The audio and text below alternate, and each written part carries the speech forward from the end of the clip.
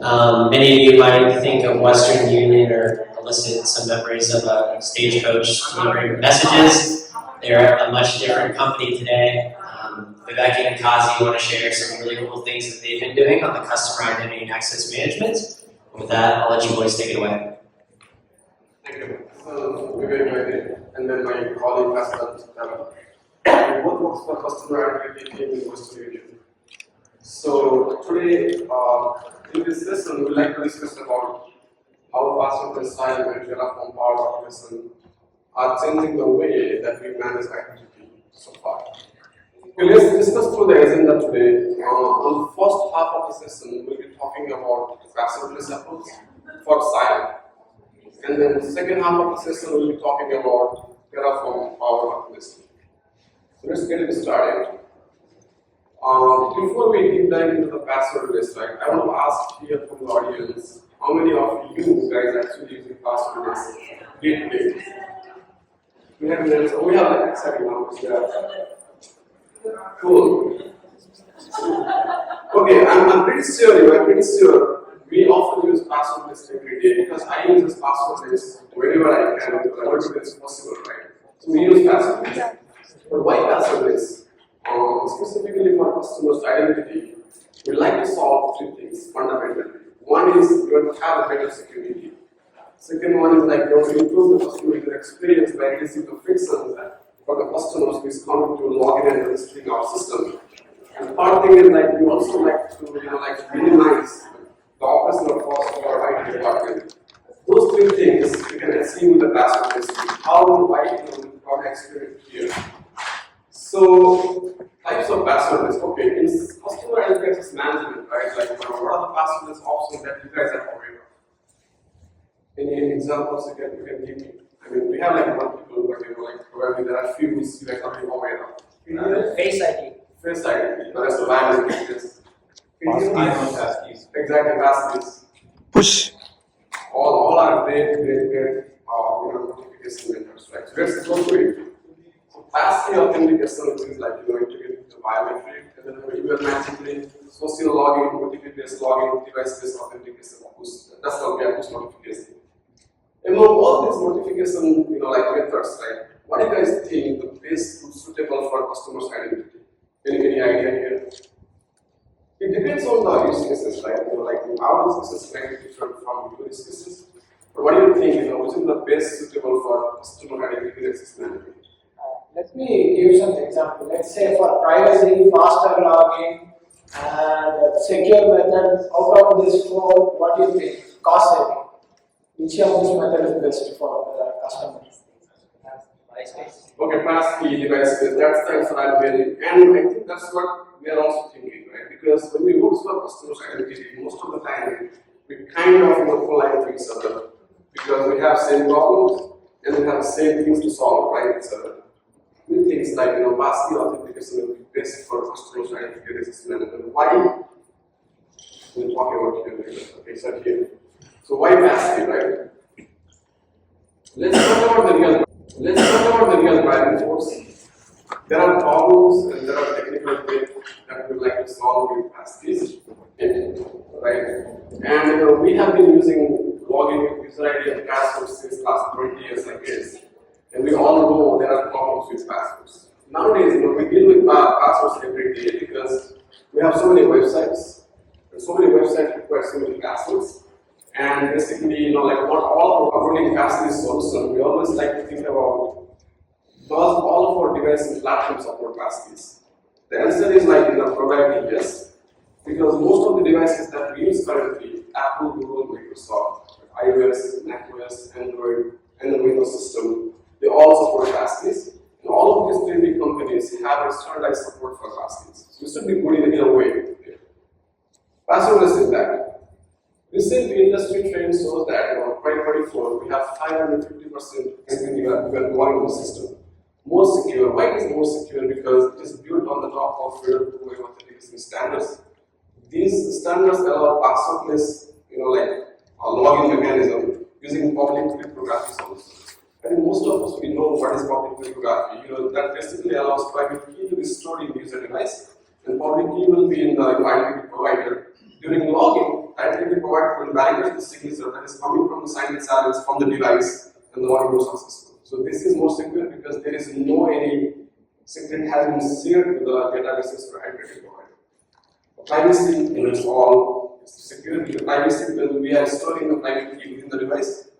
Nothing to remember, yes. With the passkeys, once it's created, we are good. We don't have to remember anything. Sending SMS calls.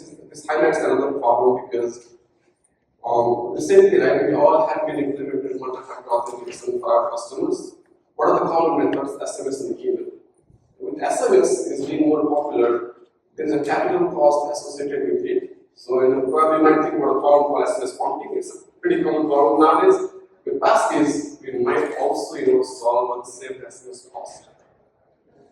And if we set identity scaling and cost control, we are expecting with the implementation of Passkey and there is a friction reduction happening between login and registration. We'll probably see lesser number of customers calling to our customer care, which will probably save the cost. Sign being as well as enterprise team will be very efficient with this. Now the question is why using identity for passwordless? When we think about implementing Passkey solutions for customer-facing applications, we often encounter it's like most of the applications are legacy applications, right? We always feel there's a tightly coupled mechanism. Ping is designed for complex enterprise environments and it also supports multiple identity providers. It also supports like SAML and YDC like the small providers. Ping has customizable authentication policies and adapters that allow seamless connection from client applications to the Ping Federate, and Ping Federate further connects to Ping-1 through adapters and policies. Ping, we can also implement disk-based authentication and probably ties Passkeys to it because Passkeys can be considered as alternative forms of multi-factor authentication.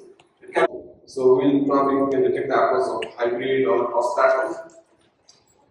Here we just wanted to show like how the login is not the password. We did number of testing and with user ID password 70% faster in terms of if you go with user ID password versus passwordless. See the major platform, right? iOS, macOS, Android, and Windows. This is how like 95% of our customers will come through this login and MFA, right? So if the device supports sync enable, we can sync the passkeys into the cloud. Basically, you can sync your device passkeys into multiple devices through iCloud sync. Now, if the device does not support sync enable, that's also another use case.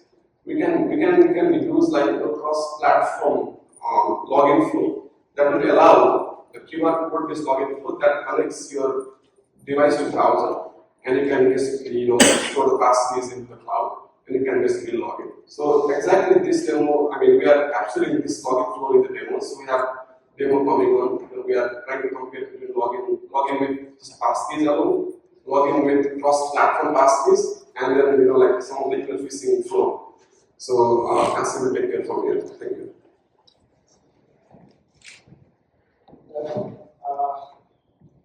Okay, so my coworker already explained all the fun stuff of Passkeys. So here I'm trying to show you the remaining demo, like a benchmark which we try to the moment I put the ID password by the time I log in, I will perform the MFA itself.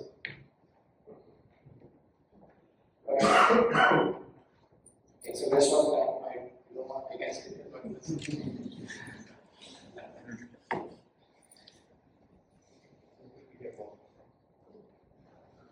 let's imagine like this, the time is valuable, right? This much time the customer is spending, right? So we want to improve the customer login experience. They need to do any transaction or any transaction quickly as possible. So that's the benchmark which we show you. Let's say I log into Windows, but I sync my task with the iCloud or I'm using iPhone or something, right? So in this case, how I can log in, right? Still doesn't mean like I need to store the task in the Windows or Microsoft ecosystem, right? I can use cross-platform ecosystem or how still I can use the Passkeys to log in. Okay. So this is a Windows with the QR code using iCloud. Okay, it can be iCloud or I can choose a third party like iPad, LastPass or OnePass also. So yeah. So I'm opening my phone, I'm scanning the QR code. There you go. So this is a Windows system. I use my iOS to log in. So okay, I'm checking my ID. Login. So this is another way of logging. Doesn't try to any platform. And another is the email phishing. That's where this password is getting more popular to minimize this email phishing. Let's say I'm using the website called phishing.org, but here someone sent an email. Okay, I see your account got some issues, so do you want to reset the password? It's a phishing email, right? Only difference is instead of instead of .org, I say .net, but still it's using the same type of the domain name, right? So yeah, let's see this now. So I'm clicking that link. Here you see redirecting .net at the top. You see it's going to .net. I'm trying to sign in with the passkey.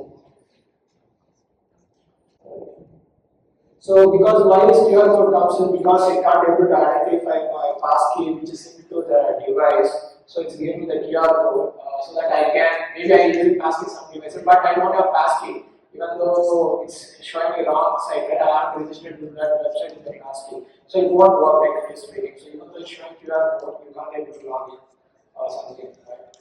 I can't even log in, right?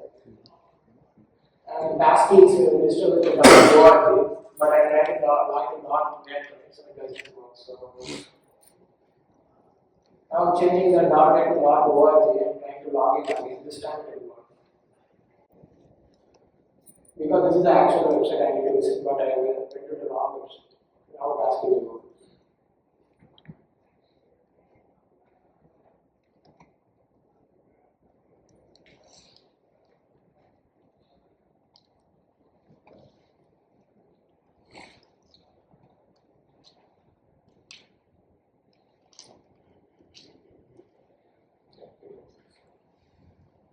Skills, right? So in R&D skills, how we can do, like we have been support most of the product we support Terraform, which we are leveraging that Terraform, how we are automating all the activity, right? If someone and yeah, it's elements, as you know, it delivers a manual levels, and you can quickly roll back, right? You create any apps, right? It takes, let's say, like 30 minutes, right? I create a KDM, which is 5 minutes, and creating one client and adapter 10 minutes, hard policy, 5 to 3 minutes, right? And everything comes like 30 minutes to create one IDP connection, right? And I need to do some testing again. If I need to again cycle back, I need to spend 30 minutes to troubleshoot everything, right? So good thing is Terraform CI/CD is like it creates an app, it does the automatic testing, it does all the testing, whether I can generate the token and everything, does the generated token. So troubleshoot there itself, that CI/CD itself identifying its flexibility. So yeah, I'm saying almost an hour or two automatic testing and everything. And we think once it's done, I can deploy IDP1, IDP2, IDP3, I can keep on scaling this. Deploy the .NET 3 app by putting this container which we created automatically. Let's say tomorrow AI is the future. Let's say I can install the application with, or let's say we have 5 layer 1, layer 2, layer 3 and application team, right? Let's say layer 1 team hope